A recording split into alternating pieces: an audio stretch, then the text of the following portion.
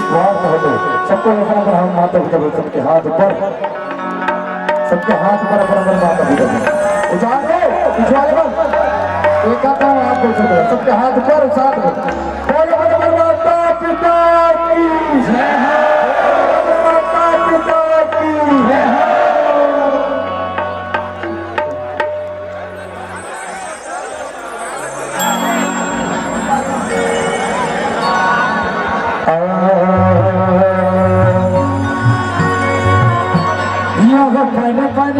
पर लाली लाली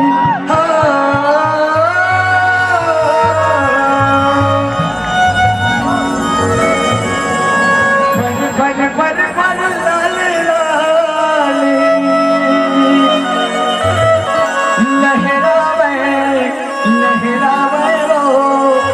लहरावे वो चुनरिया ओ छजन झुलना झुलना झुलना झूले मोर मैया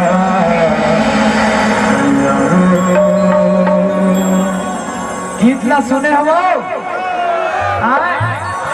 भैया मन के वहां जाते क्या बात है यार सुनो भैया गाबो साथ में एहन के आवाज कैसे कमजोर पड़त हो तुम्हारा संख्या जाता है गाबो और वो आवाज है कैसे करते हो गाबो साथ में गीत ना सुने हो और ताली सब लोग बजाना है ठीक है और वो भी ताली कैसे सबके हाथ पर चलो सबके हाथ पर और ताली कैसे होगा सबके हाथ पर उनके हाथों में लग जाए अलीगढ़ वाले उचाना है भैया वो नाम मत कराओ यार तुम यार सबके हाथ पर चलो सबके हाथ पर ऊपर बात रख तो हूँ ना बोला काय करना है तुम्हारे हाथ गोड़ से चलो सबके हाथ पर अजोर से उनके हाथों में लग जाए अलीगढ़ वाले सवामत वाले जो भैया जी की बजा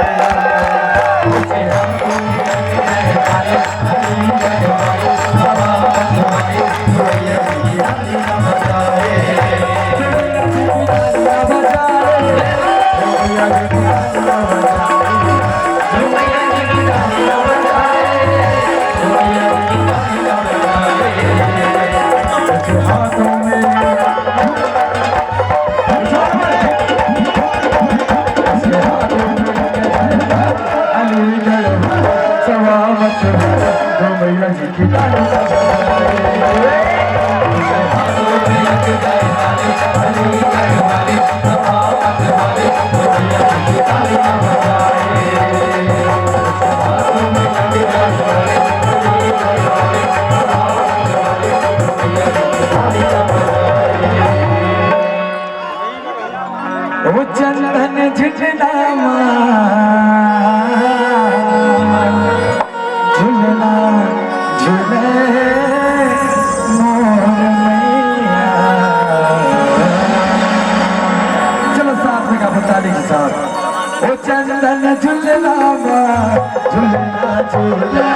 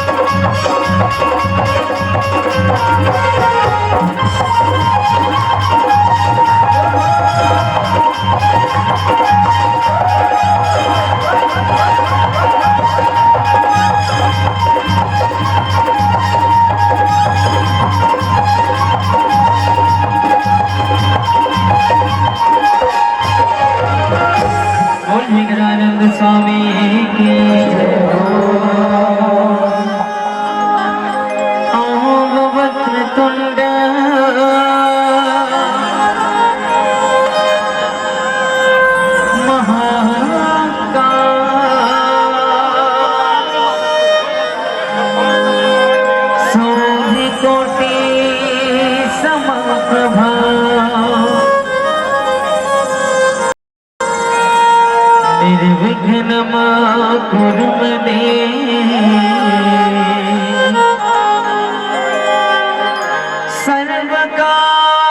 सर्वकार्येषु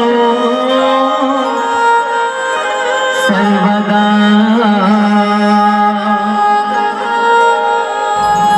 कि सर्वकार्येषु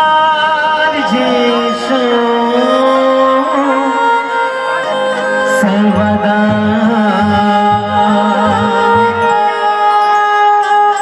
जय हो जय गणपति महाराज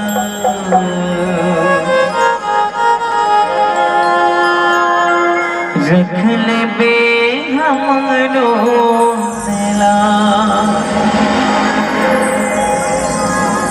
जय हो जय गणपति महाराज रख ले बे हमरो तेरा प्रेम से बोल गजानंद स्वामी की जय हो।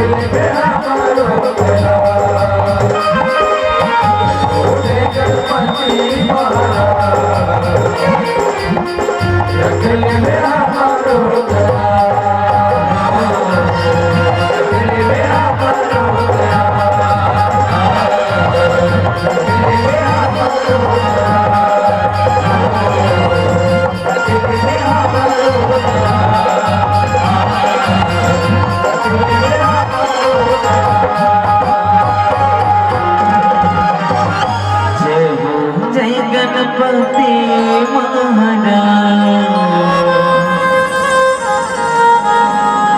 रख ले बे हमरो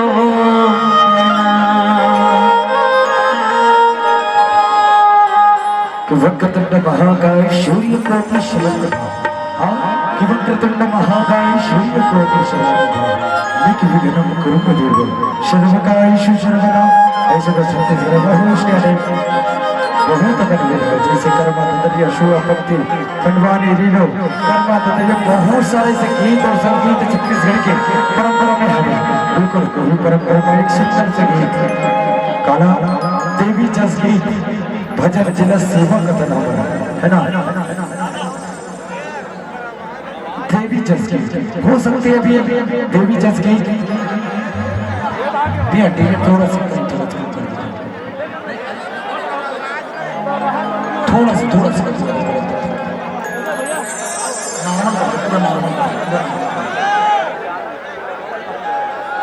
बहुत सारा इससे जुड़ा है जीवा बिल्कुल हमारे छत्तीसगढ़ के विद्यालय जाने जाते हैं ना तो में से एक हमें कौन से सेवा भजन जस बच्चा हो सकते अभी सेवा भजन चल ही तो कोनो हमार महतारी मल्ला या हमार भैया मल्ला हो सकते कोनो देवी आगे कोनो देवता आगे मतलब माता जी विराजमान हो गए तो उनमें ज्यादा हुल्लड़ करना नहीं है कोनो आराम से साथ माहौल में बैठ के देख रहे हैं आप सबसे निवेदन चाहता हूँ और हो सकते कोनो वीडियो बनाए चक्कर में उठ जो भैया मन से खास निवेदन है कोनो उठना नहीं है कबर के उनमें भद्दड़ हो जाते तो मन है एक जन उठो तन पीछू वाले मन दर्दन में उठ जाते तो कोनो उठना नहीं है आराम से बैठ के देखना है भैया।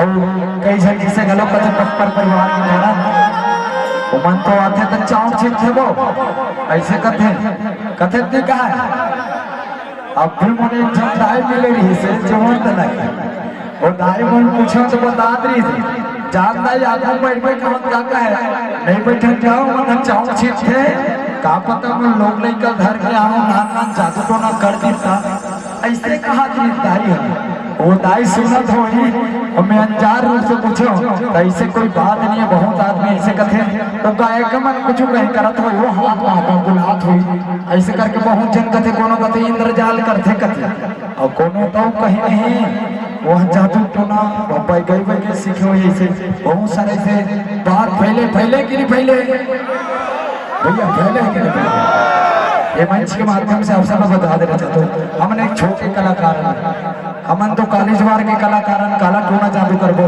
टोना जादू करना रहते अपन गांव सीखते बैगा बन के घूमत रहते गलत बोलत हूँ। आज के युवा आज के पढ़े लिखे युवा बिल्कुल कौन से सिद्धांत में चलत है वो समझ नहीं है। कई जन अनर्गल बात करते कई जन युवा मन हाँ पर भैया मन हाँ कोई दीदी मन हाँ अनर्गल बात कर लेते हो सकते शांति निवेदन हो सकते अभी हमारे बनो एति ध्यान दो मोटा देखो निवेदन एति देखो हो सकते अभी देवी चीज जो गीत चल ही हो में हमारे को मातला भैया मतलब देवी आ गई है ना तुम्हें ज्यादा भक्तन ने मचाना है ना उस स्वाभाविक से बात है माता रानी के स्वरूप न देख के आप मन जिन माया देखो जिन कालिका माँ आते सूरज भैया हमारे घर के बोला आप देवी मान के पूछते हो। अब एक कारण है ये है कि माता रानी ने जब सामने में कोनो देखते ना तो रह नहीं जाते वो अपन पूरा ओकर ऊपर निर्भर कर देते तो अंग में भी राजमान हो जाते है ना, कोनो नया नया चढ़ जाते ऐसे बहुत सारा घटना होते तो इनमें इनसे चिंता हो की कोई बात नहीं है। और बहुत सारा अंदर बात करे की जरूरत नहीं है, बहुत सारा का करके वो यूट्यूब और इंस्टाग्राम में बहुत सारा फैले है कि पटपर परिवार को जादू टोना करत रहे, ऐसे कोई नहीं है ना। तो आप समझ के देखो जाके।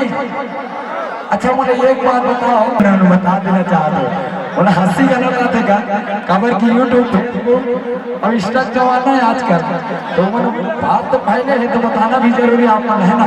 तो चलो बुलावा माता ना और गावो के लिए गाना गाना है गावो। क्या बात है, आप मन के आमंत्रण मिल गए तो बिल्कुल गावो। चलो सबके हाथ ऊपर श्रद्धा से जैन माता रानी हम खुश से नंबर से चलो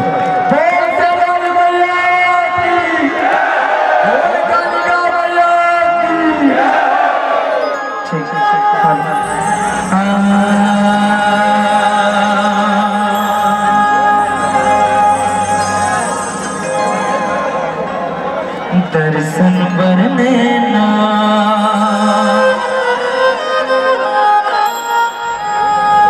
तरसत हवे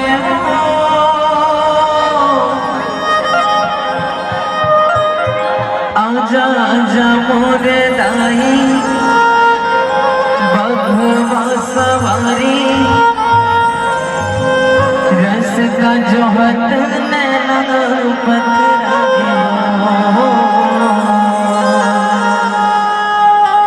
दर्शन बरने ना तरसत हवे हो आजा आजा मोरे दाई बघवा सवारी रस का जो हाथ नैना पथरा दर्शन बरने ना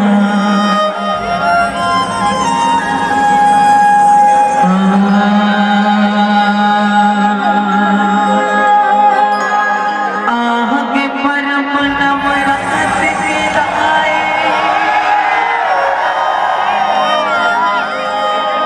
घनम ध्वजा लहराए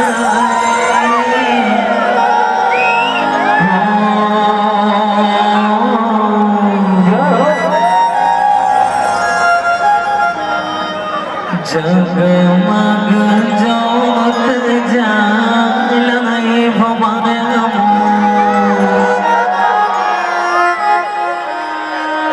माटी के दरगाह को जाए भवाया जगमग जोत जाए भवाया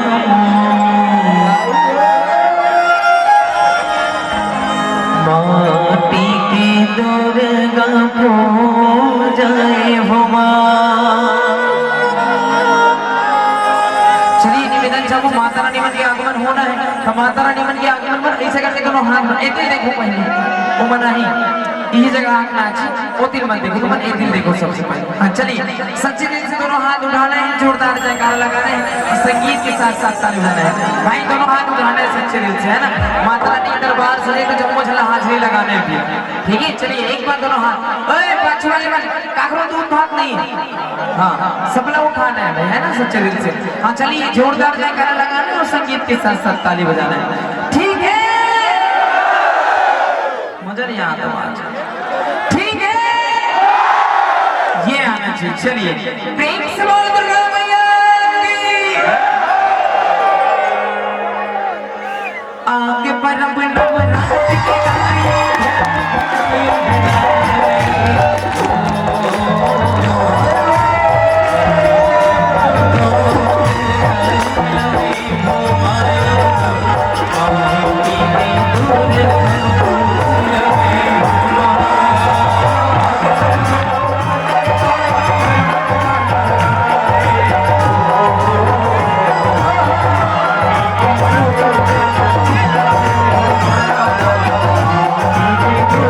Oh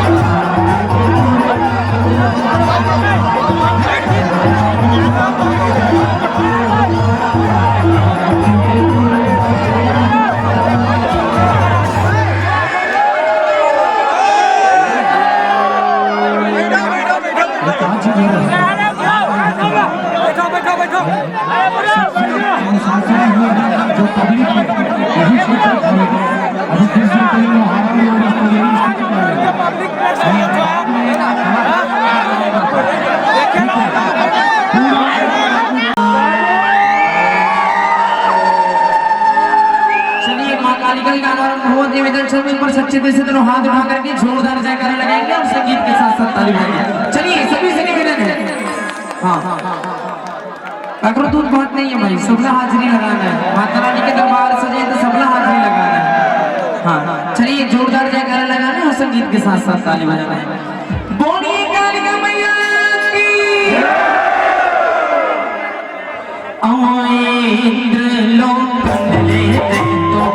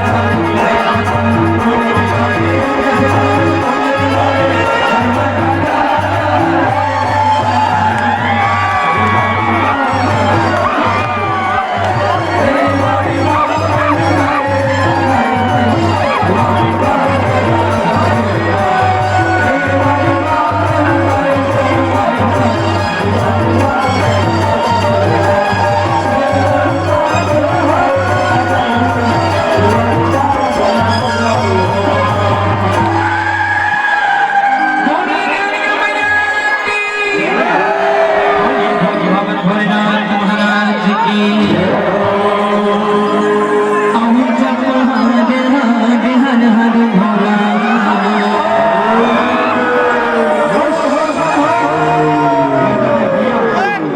सबका माता है कोमल खेला जो अंतिम में माता शांति के गीत चली ओकर बाद सब जना एक साथ शांति कराना है। ऐसे बीच में एक एक करके हम प्रयास करूँ तो मेरे भूतगढ़ की स्थिति है। जितना देवी देवता है ओला बस रामदेव बाकी बैठ जाओ, समिति आलमन भी बैठ जाओ भाई, ठीक है। और अभी दोनों लोग होम नहीं दिवाना है।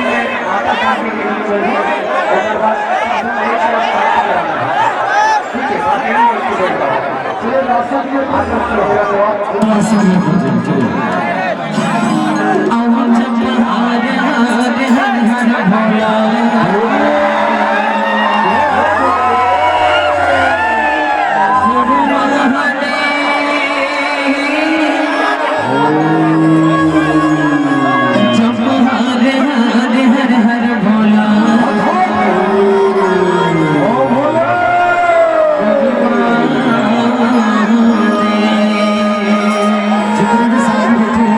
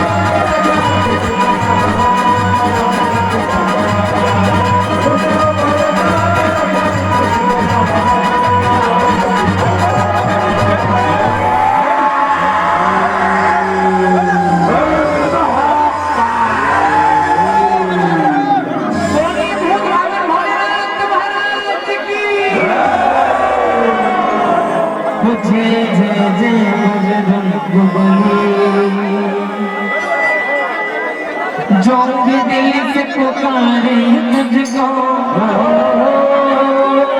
जो भी दिल से पुकारे तुझको,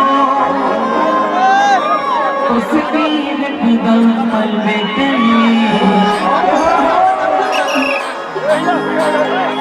चलिए अब बोले जय जय जय बजरंगबली। जोर से चलिए साथ में गाने, ठीक है? हाँ चलिए। जो भी दिल से पुकारे तुझको, और जोर से थोड़ा सा। जो भी दिल से पुकारे तुझको, जो भी दिल से पुकारे तुझको, उसकी विपदा पल में टले। जय जय जय बजरंगबली। चलिए दिवाली वाली। जो भी दिल से पुकारे तुझको, सुना था हमारे नजदीक, सुना था देख कर तो मस्त गा। जो भी दिल से पुकारे तुझको, जो भी दिल से पुकारे तुझको, उसकी विपदा पल में टले। सुना था चलिए साथ में गाना जम्मू जाना, ठीक है? हाँ चलिए बोलिए बजरंगबली महाराज की। चलिए नीचे बड़ी ताली के साथ जय जय जय बजरंगबली। चलिए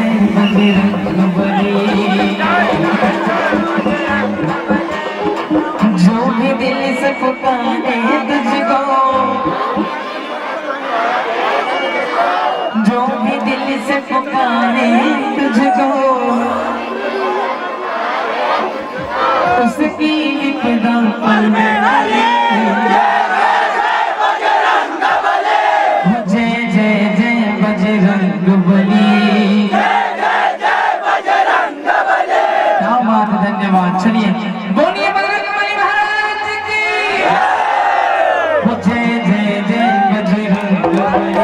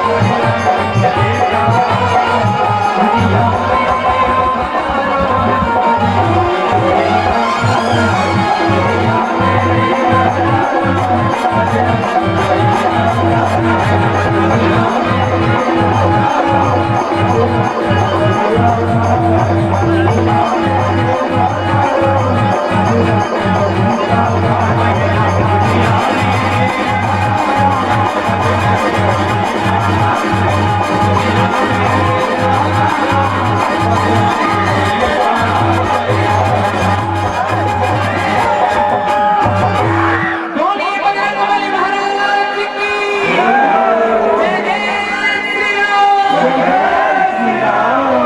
बोलिए राज भवानी जग जोत जमारा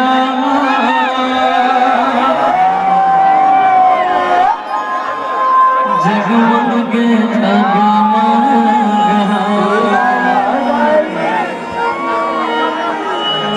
जग जोत जमारा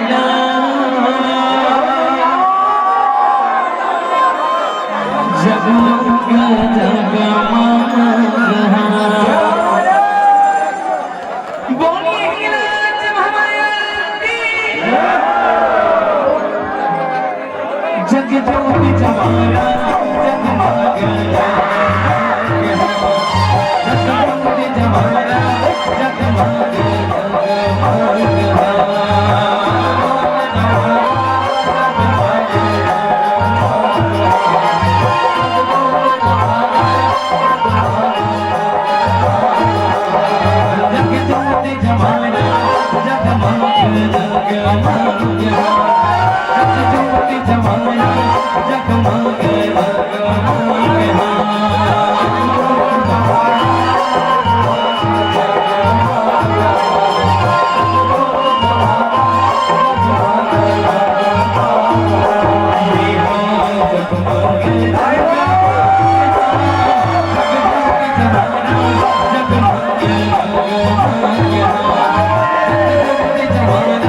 जग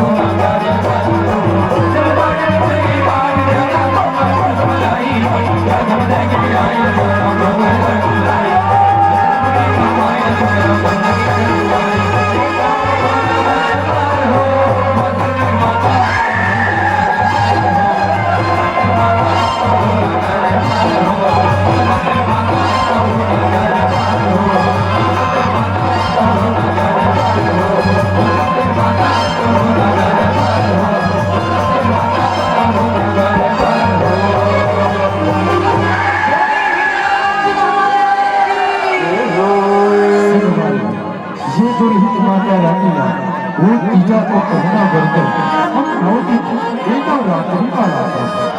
और जैसे 10वां दिन हो बढ़ जाए ना तो हमारा मन व्याकुल हो जाए, जैसे एक महतारी अपने लड़का न छोड़ के जाती ऐसे प्रतीत हो। वो सेवक मन की सेवा जो 9 दिन माता रानी को हो जाती, वो जस पचरा लगा के माता रानी का सुनाते, वो महिमा माता रानी के जो श्रद्धा के फूल वो लड़का मन कर गए थे। ऐसे लगते जैसे माता रानी की विदाई कर ना तो आंख के आंसू नहीं रुके। ये हमारे आदरणीय गौतम गुरुकुल जी बहुत सुंदर से गीत लिखे, कैसे का कि कैसे कर हो जाए तो विदाई, कैसे कर हो जाए तो विदाई।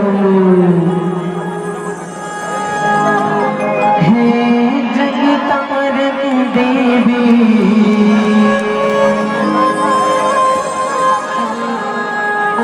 दुर्गा मैया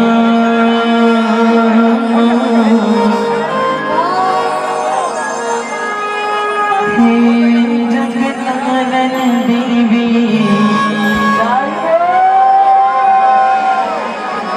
दुर्गा मैया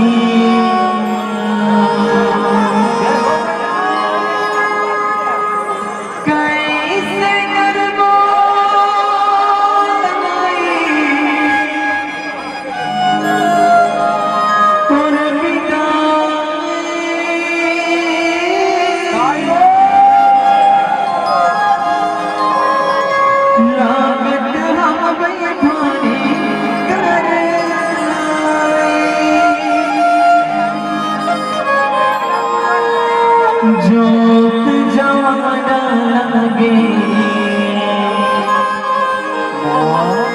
उस लैया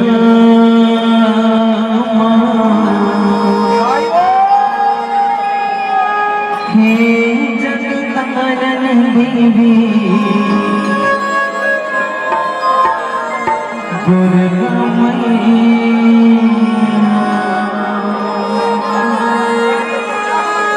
प्रेम से बोल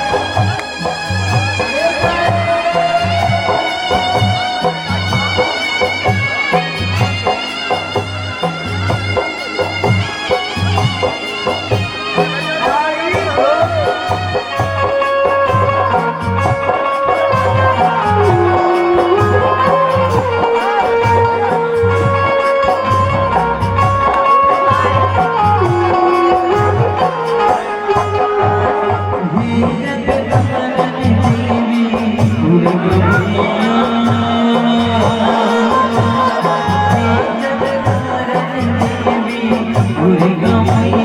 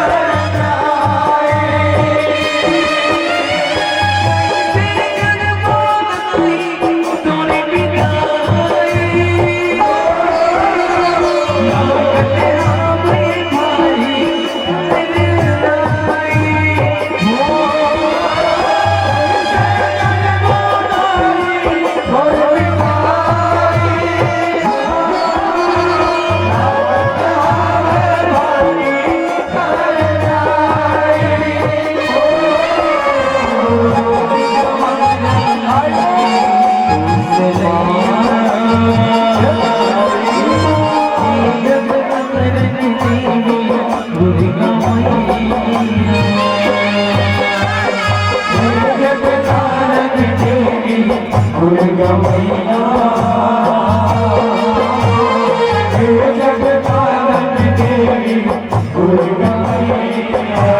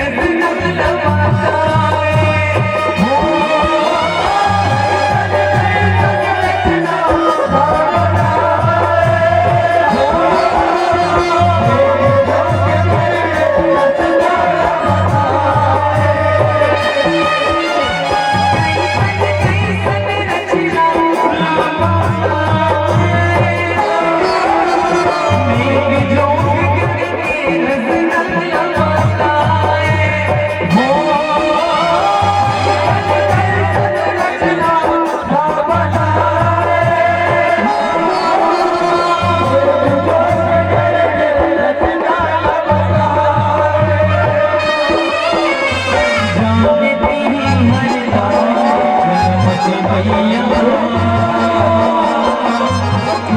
जगत जननी देवी दुर्गा मैया